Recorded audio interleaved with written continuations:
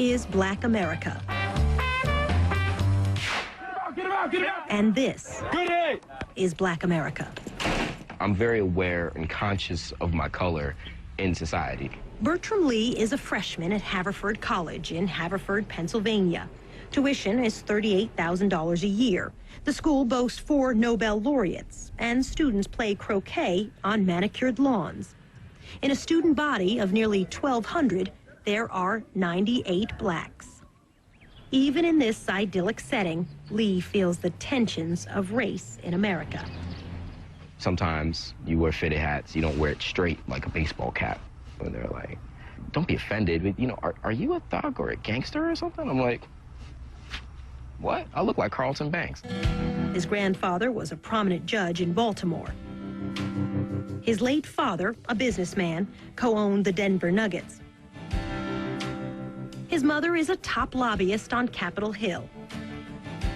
Lee says she instilled in him a love for his race. Black is beautiful, man. Black is beautiful. People don't say that enough. Bertram Lee is black and affluent in America. He says that means he straddles 2 worlds and 2 sets of expectations. From blacks he hears, you're rich. You a rich boy. You don't understand anything about what we go through or what the struggle is. And from whites, you're either an affirmative action case or you're here because you're playing a sport. Dr. Carlotta Miles has known Bertram Lee all his life. She's a renowned psychiatrist in Washington, D.C. Do you think most Americans have no clue that privileged, wealthy, well-connected black people exist in decent-sized numbers? We're invisible. Why? Because we don't match the stereotype. The stereotype for black Americans is poverty, failure, victimization, and mediocrity. These are great. Dr. Miles, a mother of 3, emphasizes success in her home with a family hall of fame. The hall is covered with photographs dating back to the 1850s. That's my dad and his colleagues. These are all doctors. And that's Grandpa Henry.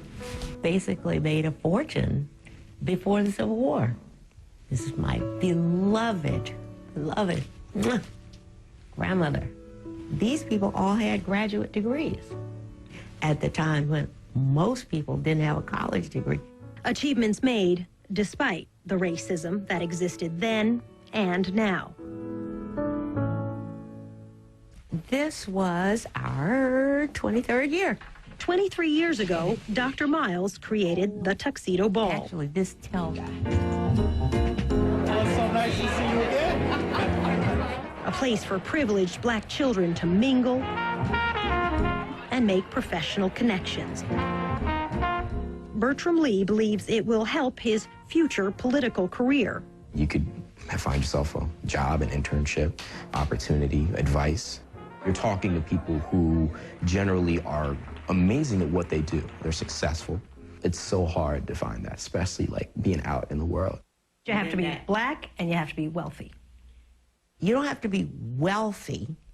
You just have to be a part of the group. Affairs like these exclude many, says Darren Walker, a vice president at the Rockefeller Foundation. He spent his career studying race. Many people in the African-American community react angrily because one part of our community seems quite comfortable adopting the exclusive practices of the majority community that for many years kept us out. I don't think the Tuxedo Ball should be vilified.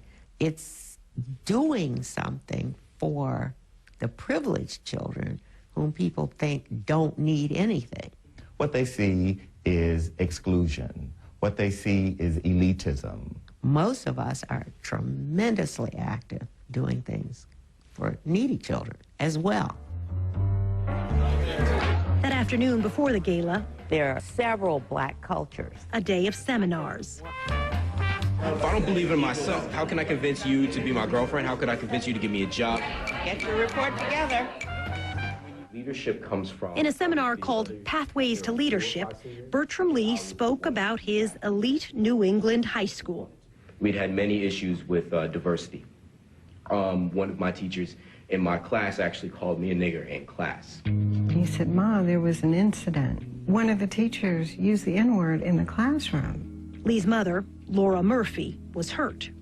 The sense of anguish you feel when your child has that hurt sound in his voice, and I was really pleased when he told me that he was going to organize a forum at the headmaster's house. What's the lesson in that? Do something. Do you let it in? Do you let them tell you who you are? No. That evening, the big event.